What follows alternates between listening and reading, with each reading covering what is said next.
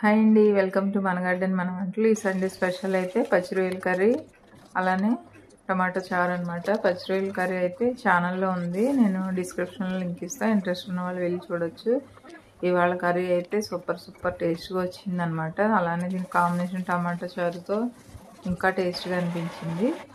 ఇప్పుడైతే నేను టమాటో చారు కోసం ఒక 4 టమాటాలు, అలానే కొంచెం చింతపండు, ఒక గ్లాస్ వాటర్ పోసి కుక్కర్లో పెట్టేశాను.